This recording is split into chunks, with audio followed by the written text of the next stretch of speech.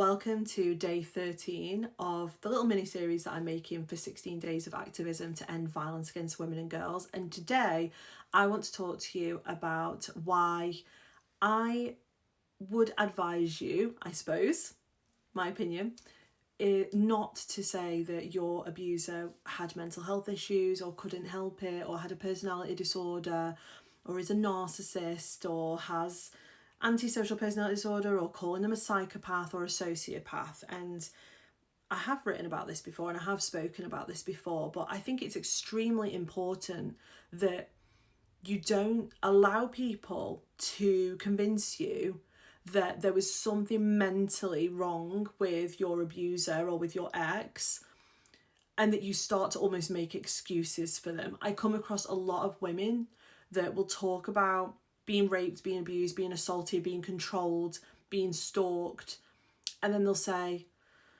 but it wasn't really his fault, and I've got to understand because he had a really rough childhood and he had like mental health issues and that's why he did it.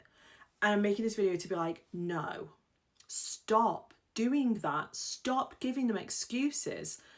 First of all, there is no evidence base whatsoever that struggling with your mental health causes you to rape or abuse or stalk or traffic people. So that's out the window immediately. There's no evidence for that. So if somebody has said that to you, like, oh, they must have been struggling with their mental health, that's why they treated you that way. And I know some of you have been told this by therapists. I know some of you have been told this by police. I know some of you have been told this by your psychologist or your psychiatrist.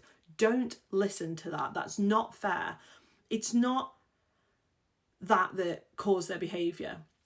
They are making an active choice. So unless we're going to argue that they have no capacity whatsoever and basically shouldn't be in control of anything from a fucking bank account to like having a job or like being able to look after themselves, they had capacity, they knew what they were doing and they were choosing to be abusive and violent. So mental health doesn't cause you to be violent and abusive, unless of course somebody wants to correct me on that and there is a mental disorder called being a violent abusive dickhead, because there isn't. So these are choices that somebody is making. Secondly, abusive people aren't abusive to everyone at once.